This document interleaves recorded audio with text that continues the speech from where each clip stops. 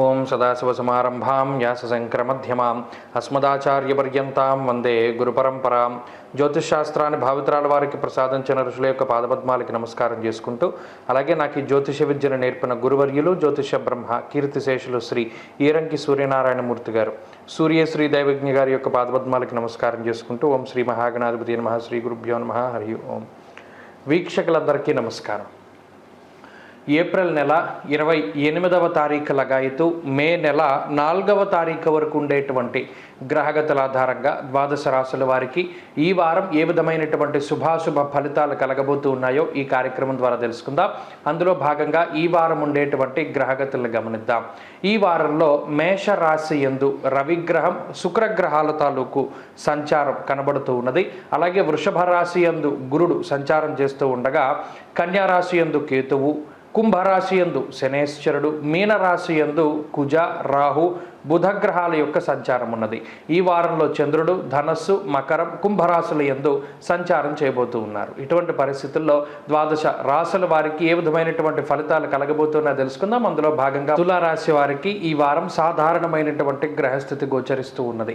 ప్రత్యేకించి అష్టమ స్థానంలో గురుడు అష్టమ గురుడిగా కొంత ఇబ్బంది పెడుతూ ఉన్నప్పటికీ కూడాను కుజరాహువుల యొక్క యుతి జరిగినంత కాలము, అలాగే షష్ఠ స్థానంలో ఉన్న రాహువు వల్ల కూడా అష్టమ గురుని యొక్క దోషం కొంత కాంపన్సేట్ అవుతుంది. కానీ ఏ గ్రహం ఇచ్చే ఫలితం ఆ గ్రహం ఇస్తూనే ఉంటుంది.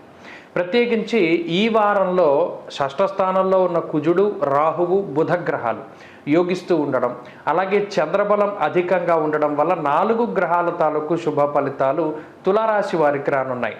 అలాగే అష్టమంలో ఉండే గురువు, సప్తమంలో ఉండేటువంటి రవి శుక్రులు కూడా కొంత ప్రతికూలతను కలగజేస్తూ ఉన్నారు.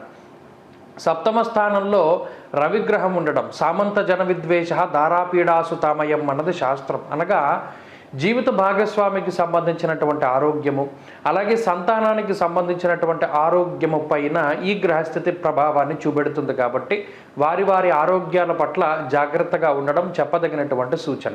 ప్రత్యేకించి ఆర్థికపరమైనటువంటి అంశాల్లో ఈ వారం ఏ విధమైనటువంటి ఇబ్బందులు కూడా తులారాశి వారికి కనబడడం లేదు. అనగా 6వ స్థానంలో ఉండే బుధుడు, రాహువు, కుజుడు ఏకకాలంలో అనుకూలిస్తూ ఉండడం వల్ల శత్రుబాధలు కానీ, రుణబాధలు కానీ, రోగబాధలు కానీ తులారాశి వారికి దరి చేరవు. ఒకవేళ అష్టమ గురుని వల్ల ఏమన్నా చిన్నపాటి ఇబ్బందులు కానీ, సమస్యలు కానీ వచ్చినప్పటికీ వాటి నుండి త్వరితగతిన బయటపడడానికి ఈ 3 గ్రహాలు కూడా ఈ వారంలో ప్రత్యేకించి మీకు సహకరిస్తూ ఉంటారు. అంతేకాక చంద్రబలం అధికంగా ఉండడం వల్ల మానసిక ప్రశాంతత ఉంటుంది. ఎప్పటి నుండో చేయాలి అనుకున్నటువంటి కార్యక్రమాలను మొదలుపెట్టి ముందుకు తీసుకెళ్లేటువంటి పరిస్థితులు ఈ వారంలో కనబడుతూ ఉన్నాయి. అంతేకాక కుటుంబ సభ్యుల మధ్యలో సఖ్యతను ఏర్పరచడానికి, కుటుంబ వాతావరణాన్ని బాగు చేయడానికి మీరు చేసేటువంటి ప్రయత్నం ఏదైతే ఉంటుందో అది ఒకంత మంచి ఫలితాన్ని ఇస్తుంది.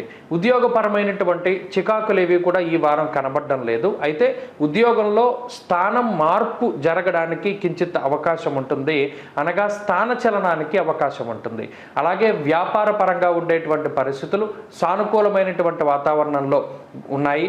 ప్రత్యేకించి వ్యాపార పరంగా ఆర్థిక లాభానికి అవకాశం ఉంటుంది. విద్యార్థులకి గ్రహస్థితి అనుకూలంగా ఉన్నది. దూర విద్య, విదేశీ విద్య, పోటీ పరీక్షలలో విజయాన్ని సాధించడానికి అవకాశం ఉంటుంది. స్త్రీలకు ప్రత్యేకించి మరీ ముఖ్యంగా ఉద్యోగ వ్యాపారాలు చేసేటువంటి స్త్రీలు లాభపడడానికి అవకాశం ఉంటుంది. అలాగే కుటుంబ పరిస్థితులు కొంత సానుకూలంగా గోచరిస్తూ ఉన్నాయి. సంతానం పట్ల శ్రద్ధ అవసరం. తులారాశి వారు ఈ వారం మరింత అనుకూలమైనటువంటి ఫలితాన్ని సాధించడానికై శ్రీ గురు దత్తాత్రేయ స్వామి వారి యొక్క ఆరాధన చేస్తూ ఉండడం చెప్పదగినటువంటి సూచన. శ్రీపాద శ్రీవల్లభ చరితామృతంలో ఉన్నటువంటి సిద్ధమంగళ స్తోత్ర పారాయణం మంచి ఫలితాన్ని ఇస్తుంది. ఈ వారం కలిసొచ్చేటువంటి రోజు బుధవారంగా చెప్పవచ్చును. అదృష్ట సంఖ్య 4, అదృష్ట వర్ణము ఆకుపచ్చ. తదుపరి వృశ్చిక రాశి.